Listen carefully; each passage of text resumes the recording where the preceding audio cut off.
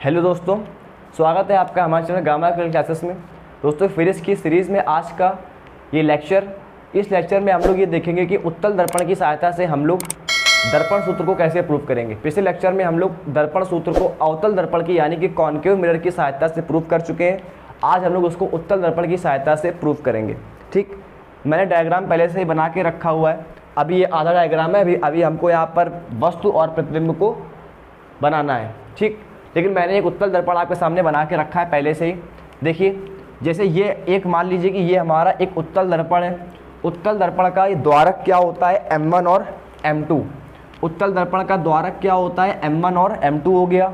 हम सभी लोग ये पढ़ चुके हैं कि उत्तल दर्पण के अंदर वाले भाग में क्या होती है, पॉलिश होती है, और बाहर वाला तल कैसा होता है, उभरा, जिससे परावर्तन होता है। जबकि अवतल में क्या होता है, उल्टा होता है, बाहर वाले तल में पॉलिश होती है, परावर्तन कहाँ से होता है, अंदर वाले तल से। ठीक, जिस बच्चे ने भी उत्तल और अवतल दर्पण के बारे में नहीं पढ़ा है, वो नहीं जानता है, वो पिछला लेक्चर ज़रूर देख ले। पिछले 8 लेक्चर हो चुके हैं, 8-9 लेक्चर आपके 9 लेक्चर पिछले हो चुके हैं। उन 9 लेक्चरों को सभी लोग देख लीजिए ताकि आप लोग यहाँ तक आने में सब चीज़ों को अच्छी तरह समझने लगें। मैंने अच्छे से सब कुछ बताया है पिछले 9 लेक्चरों में कि उत्तल दर्पण क्या होता है, अवतल दर्पण क्या होता है। ठीक है, इनकी क्या क्या विशेषताएं होती हैं। ठीक, ये सब आप लोग जो बच्चे पहली बार क्लास में आए वो बच्चे वीडियो वो देख लें। ठीक, उत्तल दर्पण के बारे में अगर हम बात करें तो उत्तल दर्पण का ये होता है ध्रुव। ध्रुव के बाद इसमें क्या होता है कि F और C, इसका जो फोकस और वक्रता केंद्र होता है ये दर्पण के उस तरफ होता है, यानी कि दर्पण के पीछे होता है आभासी रूप से, और ध्रुव ये होता है। ठीक, अब क्योंकि वक्रता केंद्र और फोकस चले गए उस तरफ, इसलिए इस तरफ क्या बचा है, P, और P के आगे क्या है, सब अनंत है। P के आगे सब क्या है, अनंत है। इसलिए हम लोग ने वहाँ पर एक कंडीशन पढ़ी थी कि अगर मान लीजिए हम यहाँ पर कोई एक वस्तु रख दें, अगर हम यहाँ पर कोई एक वस्तु रख दें तो वो वस्तु कहाँ रखी होती है, ध्रुव और अनंत के बीच में, क्योंकि यहाँ पर बीच में वक्रता केंद्र और फोकस तो है नहीं, वो चले गए उस तरफ, इसलिए यहाँ पर केवल क्या बचता है, अनंत। इसलिए ये वस्तु कहाँ रखी है, ध्रुव और अनंत के बीच में। अगर यहाँ पर कोई वस्तु रखी होती, वैसे मान लीजिए मैंने मान लिया कि ये एक वस्तु रखी है AB, ये वस्तु रखी है क्या, AB, और उस कंडीशन में क्या होगा कि इस वस्तु से मैं किरणें निकालूंगा, और कितनी किरणों की आवश्यकता होगी, 2 किरणों की। किसी वस्तु का प्रतिबिंब बनाने के लिए हम लोग को कम से कम 2 किरणों की आवश्यकता होती है, ये मैं आपको पहले भी बता चुका हूँ। तो यहाँ पर क्या होगा कि पहली किरण इस तरह से निकलेगी मुख्य अक्ष के समांतर। ठीक, तो पहली किरण इस तरह से निकलेगी मुख्य अक्ष के समांतर, जो कि दर्पण से परावर्तन के पश्चात क्या होगी, इस तरह से क्या हो जाएगी, परावर्तित हो जाएगी। परावर्तित क्यों होती है, इन किरणों का परावर्तन भी मैं आपको समझा चुका हूँ कि जब ये किरण यहाँ पर पड़ती है तो हम लोग वक्रता केंद्र से क्या खींचते हैं, अभिलंब खींचते हैं। वक्रता केंद्र से अभिलंब खींचने पर ये किरण जिस एंगल पर आई होती है उसी एंगल पर क्या हो जाती है, परावर्तित हो जाती है। ठीक, तो ये किरण कुछ इस तरह से क्या हो जाएगी, परावर्तित हो जाएगी। परावर्तित होने के पश्चात जब मैं इस किरण को पीछे की तरफ बढ़ाऊंगा तो ये जहाँ से होकर जाएगी वहीं पर हमको क्या मिलता है, फोकस। यानी कि ये किरण कहाँ से होकर जाती है, फोकस से। ठीक, और आभासी रूप से होकर जाती है। किरण का वास्तविक मार्ग को पीछे है, उस तरफ जा रही है, लेकिन इसको हमने आभासी रूप से क्या किया है, पीछे बढ़ाया है। दूसरी किरण क्या होती है, ये वक्रता केंद्र को टारगेट करती हुई आती है। ठीक, जैसे मान लीजिए ये किरण अगर वक्रता केंद्र को टारगेट करती हुई आ रही है तो मैंने आपको ये बात भी बताई है कि किसी उत्तल दर्पण में अगर कोई किरण वक्रता केंद्र की ओर जाती हुई प्रतीत होती है, अगर किसी उत्तल दर्पण में कोई किरण वक्रता केंद्र की ओर जाती हुई प्रतीत होती है, इसका मतलब कि वो वक्रता केंद्र को टारगेट करते हुए जा रही है, तो वो किरण दर्पण से परावर्तन के पश्चात क्या होता है, उसी मार्ग पर वापस लौट आती है। ठीक, ये दोनों बातें मैं आपको पिछले लेक्चरों में बता चुका हूँ। अगर हम इस किरण को पीछे की तरफ बढ़ाएं तो ये वक्रता केंद्र पर क्या होगी, जा करके मिलेगी। ठीक, तो ये किरण वक्रता केंद्र पर जाके क्या होगी, मिलेगी। अब अगर ये किरण वक्रता केंद्र पर जाके मिल रही है तो ये जो यहाँ पर इस रेखा ने, दो रेखाओं ने एक दूसरे को काटा, यहीं पर इसका क्या बन जाएगा, प्रतिबिंब बन जाएगा। यहीं पर इसका क्या बनेगा, प्रतिबिंब बन जाएगा। और हमने माना कि ये जो प्रतिबिंब बन रहा है, ये प्रतिबिंब कौन सा बन रहा है, ए के सामने ए डैश आ गया और बी के सामने बी डैश आ गया। प्रतिबिंब कैसा बन रहा है, सीधा, ठीक, और आभासी बन रहा है। आभासी क्यों बन रहा है, क्योंकि हमें किरणों को स्वयं मिलाना पड़ रहा है, ठीक। अब हम लोग इस फॉर्मूले को प्रूव करते हैं, जो फॉर्मूला हमने कल प्रूव किया था अवतल दर्पण से 1/f बराबर 1/v प्लस 1/u, उसी फॉर्मूले को आज हम लोग उत्तल दर्पण से प्रूव करेंगे।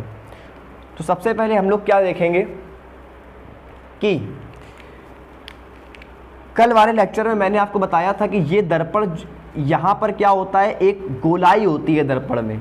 इसलिए हम लोग ट्रायंगल को समझने के लिए, ताकि एक ट्रायंगल बन जाए, इसलिए हम लोग इस पॉइंट से, जहाँ पर एक किरण आपतित होती है, इस पॉइंट से क्या खींचते हैं, एक लंब डालते हैं, ठीक। तो मैंने क्या कर दिया कि यहाँ से एक लंब डाल दिया। ये लंब डालने पर ये जिस बिंदु पर मुख्य अक्ष को मिलता है उसको हम लोग कोई एक पॉइंट मान लेते हैं।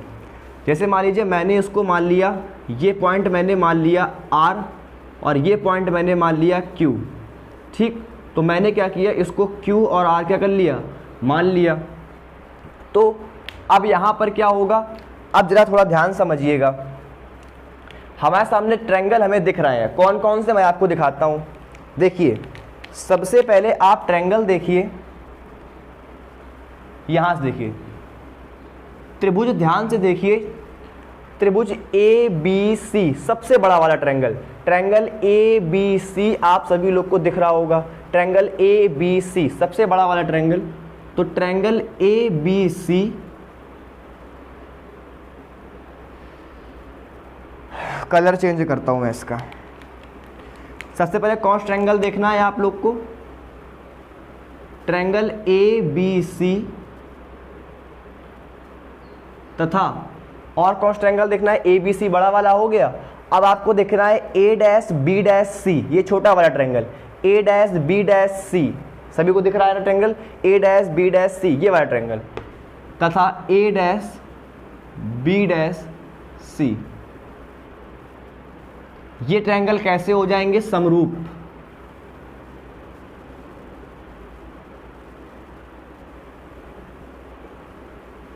कैसे ये ट्रायंगल समरूप है। समरूप क्यों है, देखिए सभी लोग ध्यान समझिए। इस बड़े वाले ट्रायंगल में ABC में ये जो एंगल C होगा, और इस छोटे वाले ट्रायंगल A', B', में ये जो एंगल C होगा, ये एक एंगल दोनों त्रिभुजों में क्या होगा, बराबर होगा। कौन सा एंगल, C वाला। क्यों, क्योंकि A', B', एंगल C इसमें भी आ रहा है और ABC एंगल C इसमें भी आ रहा है, इसलिए ये एंगल दोनों में क्या होगा, कॉमन होगा। और दूसरा एंगल कौन सा बराबर है, ये भी 90 और ये भी क्या बनाएगा, 90, इसलिए दो कोण क्या हो गए, बराबर। और जब दो कोण बराबर हो जाते हैं, दो एंगल बराबर हो जाते हैं, तो ये दो ट्रायंगल कैसे हो गए, समरूप हो गए, सिमिलर हो गए। और अगर ये दो ट्रायंगल सिमिलर हो गए तो अब हम इनकी जो साइड्स हैं, जो इनकी भुजाएं हैं, उनका रेशियो निकाल सकते हैं। रेशियो कैसे, इसका जो हाइट है और इसकी हाइट है उसका रेशियो ले लो। तो इसकी हाइट क्या है, AB, बड़े वाले ट्रायंगल की हाइट क्या है, AB, और छोटे वाले ट्रायंगल की हाइट क्या है, A', B', बराबर। बड़े वाले ट्रायंगल का बेस क्या है, पूरा आधार BC, और छोटे वाले ट्रायंगल का बेस यानी कि आधार क्या है, B', C,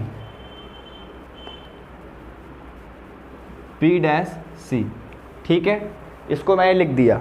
अब आप क्या करेंगे, इसको इक्वेशन नंबर 1 डाल करके छोड़ देंगे। आगे बढ़ते हैं। अब आप चित्र में कंसंट्रेट कीजिए और एक ट्रायंगल मैं आपको दिखा रहा हूं, उसको देखने का प्रयास करिए। ट्रायंगल देखिए RQF, सबको दिखा ट्रायंगल, ट्रायंगल RQF, ये देखिए मैं दिखाता हूं, RQF, ये बड़ा वाला ट्रायंगल, ट्रायंगल RQF दिख गया सभी को। ट्रायंगल RQF ध्यान से देखिए। और कौन सा देखेंगे, A', B', F, ये सबसे छोटा वाला ट्रायंगल देखिए ध्यान से, A', B', F, सबसे छोटा वाला A', B', F, ठीक। तो ट्रायंगल RQF तथा ट्रायंगल A', B', F, ये भी क्या होंगे, समरूप। यानी कि सिमिलर है। क्यों है? फिर से वही बात आ गई, ये जो एंगल F होगा ये दोनों ट्रायंगल में आ रहा है, बड़े वाले में भी आ रहा है, छोटे वाले में भी आ रहा है। RQF में भी एंगल F आ रहा है, कोण F आ रहा है, और A', B', F में भी कोण F आ रहा है, इसलिए दोनों ट्रायंगलों में कॉमन है। तो दो ट्रायंगलों में एक कोण क्या हो गया? बराबर हो गया, कॉमन हो गया। और दूसरा कॉमन एंगल कौन सा है? 90-90, यहाँ भी 90, यहाँ भी 90। ठीक है, जैसे ही दो कोण बराबर हो जाते हैं तुरंत हम क्या कहते हैं? सिमिलर है। अगर ये दोनों सिमिलर है तो फिर हम क्या करेंगे? बड़े वाले की हाइट यानी कि RQ और बटे छोटे वाले की हाइट कितनी है? A' और B' बराबर बड़े वाले की हाइट क्या है? QF और बटे छोटे वाले का बेस क्या है? बड़े वाले का बेस QF, छोटे वाले का बेस क्या है? B', F। इक्वेशन नंबर क्या आ जाएगी इसकी? सेकंड।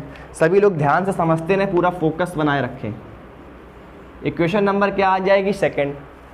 अब दोस्तों देखो, थोड़ा ये कल से मैच कर रहा होगा क्योंकि बिल्कुल सेम डेरिवेशन है, बस क्या है ये उत्तल की जगह अवतल दर्पण हो गया है। ठीक है, और थोड़ा चित्र डायग्राम थोड़ा चेंज हो गया है बस।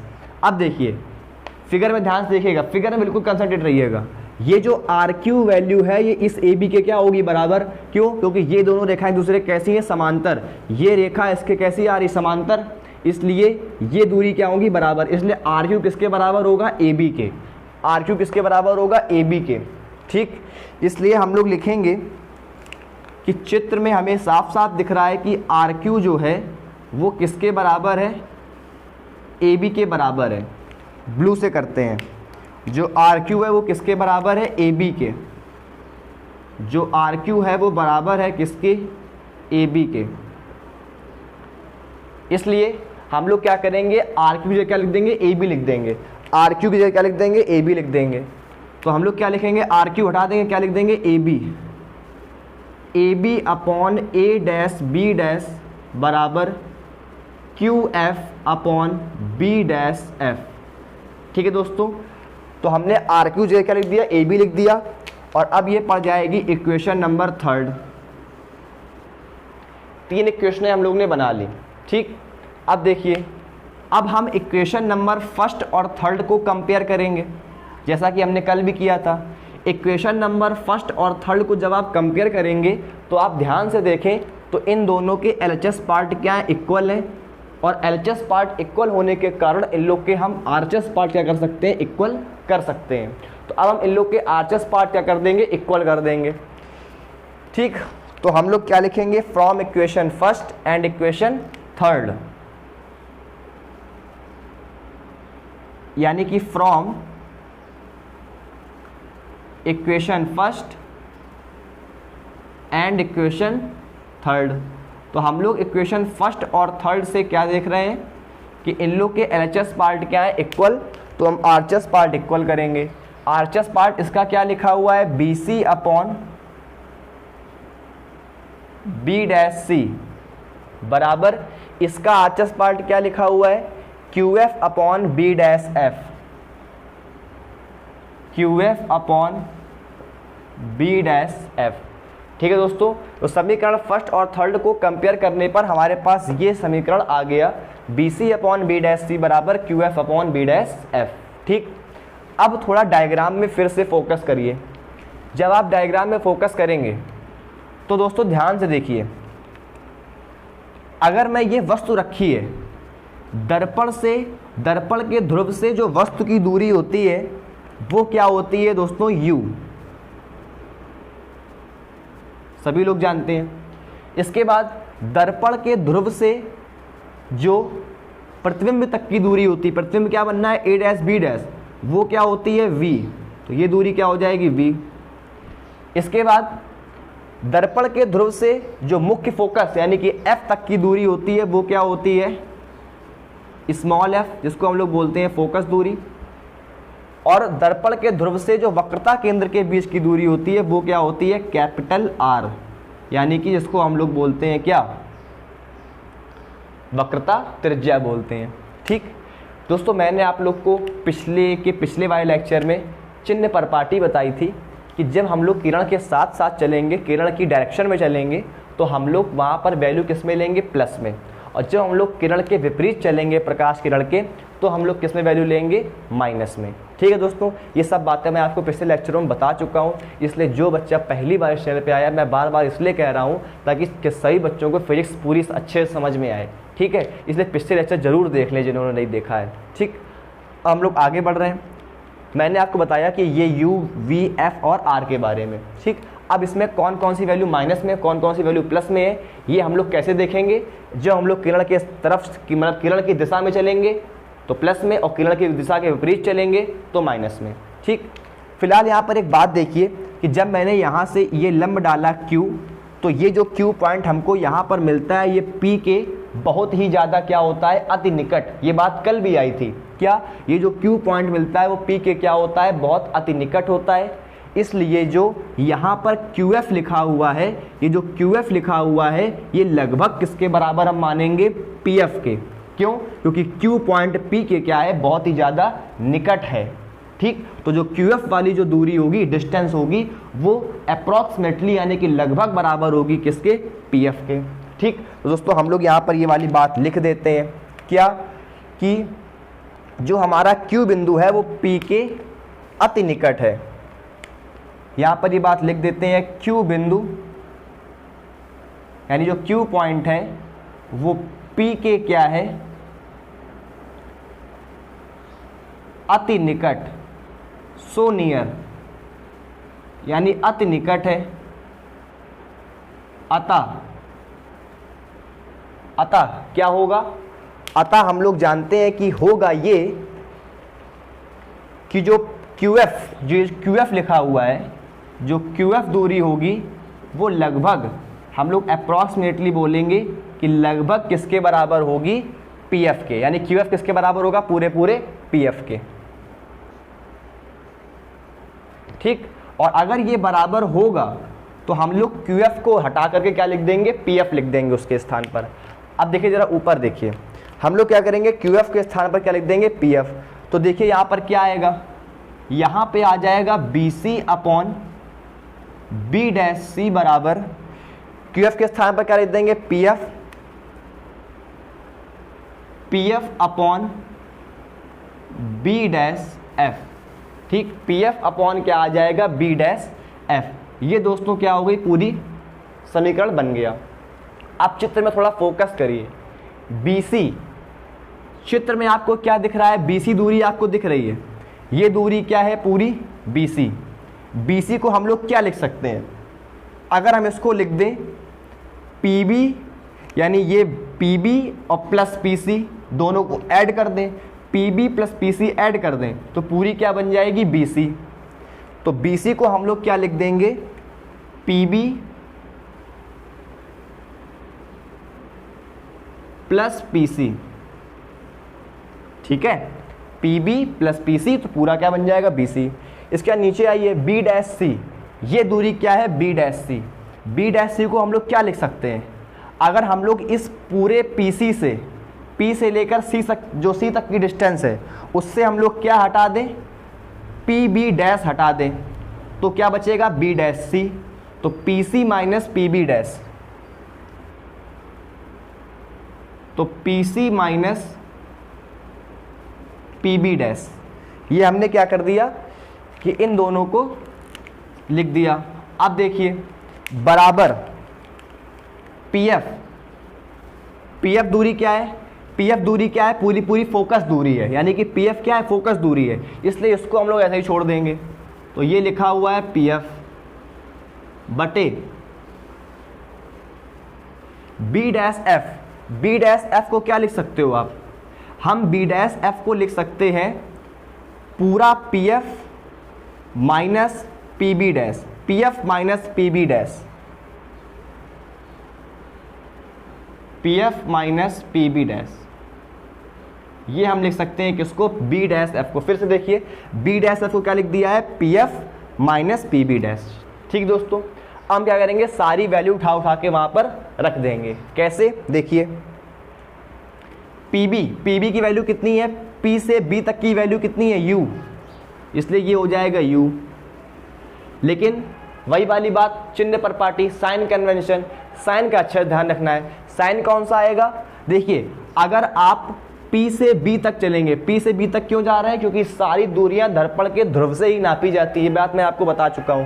तो जब आप P से B जाएंगे तो किरण के, इस वाली किरण के क्या हो रहे हैं, उल्टा जा रहे हैं, इसलिए आप क्या करेंगे, माइनस का u लेंगे, इसलिए ये क्या आ गया, माइनस का u। फिर प्लस PC, PC क्या है, PC है हमारा क्या, वक्रता केंद्र, यानी कि वक्रता त्रिज्या ये r है, PC किरण की दिशा में चलोगे इसलिए किस में आएगा, ये प्लस में, तो प्लस का r बटे PC, फिर से भाई r minus PB dash, PB dash, P से B डैश तक की दूरी कितनी है, v, और किस में होगा, प्लस में, क्यों, क्योंकि किरण की दिशा में जाओगे ना नापने के लिए, P से B डैश कहाँ, किरण की दिशा में जाओगे, इसलिए प्लस, तो प्लस का v, यानी कि माइनस का v आ जाए, क्योंकि माइनस चिन्ह यहाँ पर लगा था, इसलिए प्लस माइनस क्या हो जाएगा, माइनस का v, बराबर PF क्या है, फोकस दूरी, PF क्या है, फोकस दूरी, और उत्तल दर्पण की फोकस दूरी किस में होती है, प्लस में, इसलिए किस में हो जाएगा, प्लस में,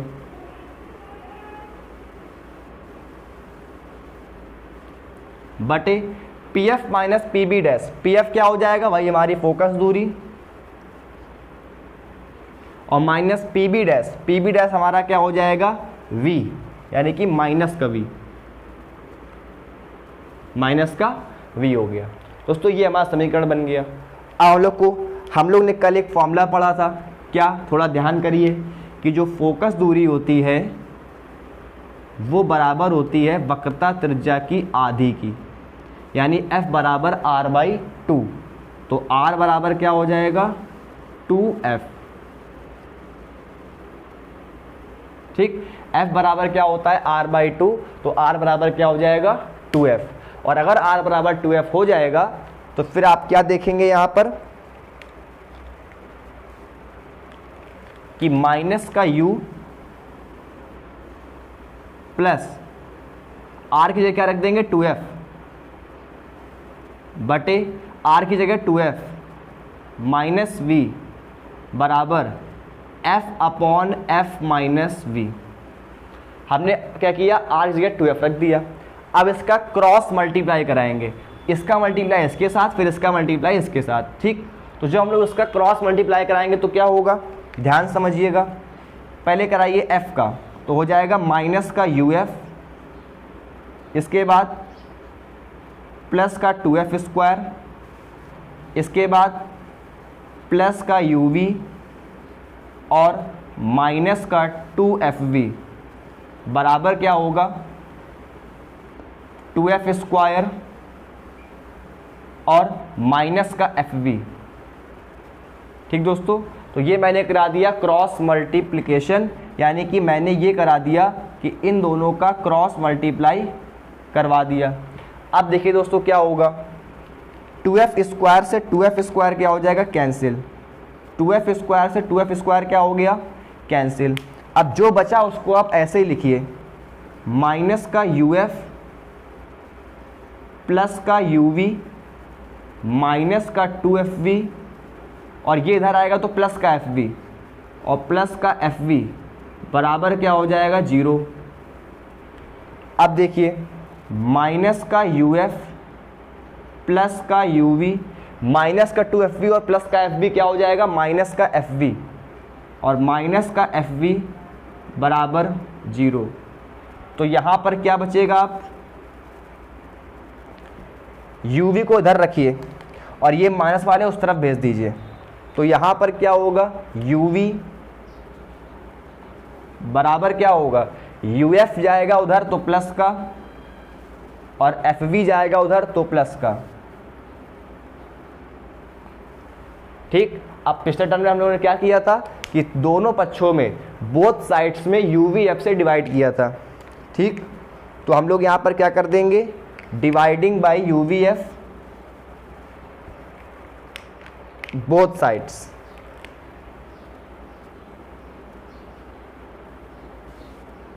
तो dividing by UVF in both sides,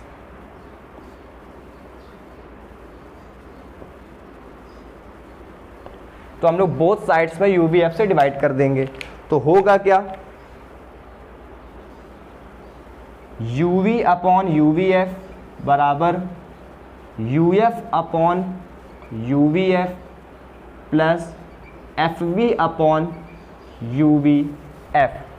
ठीक है दोस्तों, plus FV upon UVF।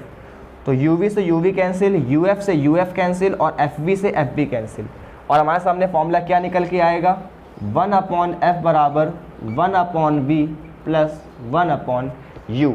1 upon F बराबर 1 upon V plus 1 upon U। तो दोस्तों ये हमारे सामने क्या निकल आएगा, उत्तल दर्पण से फॉर्मूला किसका, दर्पण सूत्र का, 1 अपॉन F बराबर 1 upon V plus 1 upon U। दोस्तों इसका कॉन्सेप्ट भी बिल्कुल कल के कॉन्सेप्ट की तरह था।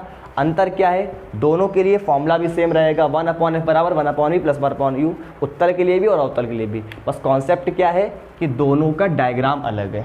ठीक, इसका लिए मैंने 2 ट्रायंगलों को समरूप कर करके मैंने समीकरण बनाए थे, और आज मैंने ट्रायंगलों को सिमिलर यानी कि समरूप करके समीकरण बनाए हैं और उनको फिर सॉल्व किया है। ठीक, सभी दोस्त क्या करेंगे, इस डेरिवेशन को अगर कुछ भी समझ में नहीं आता है बीच में, अगर आपको ऐसा कोई पॉइंट जो समझ में ना आया हो, तो एक बार प्लीज़ वीडियो को रिवाइज करके ज़रूर देख लेंगे, बैक करके देख लेंगे। जहाँ पर आपको क्लियर ना हो रहा हो तो आपको पक्का वहाँ पर क्या होगा, क्लियर हो जाएगा। ठीक हो दोस्तों, हो सकता है आप लोगों को कोई बात मेरी एक बार में समझ में ना आए, या सब हो सकता कुछ बच्चों को थोड़ा धीरे धीरे समझ में आता है, इसलिए वो लोग क्या करेंगे कि लेक्चर को बार बार रिपीट करके देखो, जितनी बार देखो, आपके पास तो सुविधा है, क्या करिए मोबाइल से बस खोलिए, लेक्चर चालू हो जाइए। ठीक, तो आप लोग क्या करिए, लेक्चर को बार बार देखिए, जितनी बार आपको समझ में ना आ तब तक लेक्चर को देखते रहिए और अपनी फिजिक्स को मजबूत बनाइए।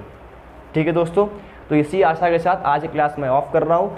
आज की क्लास, कल की क्लास में हम लोग अब इसके आगे पढ़ेंगे और बस अपवर्तन आपका अब स्टार्ट होने वाला है। ठीक है दोस्तों, तो सभी लोग तैयारी करते रहिए, हंसते रहिए, मुस्कुराते रहिए और खूब मन लगाकर पढ़ते रहिए। ठीक, थैंक यू दोस्तों।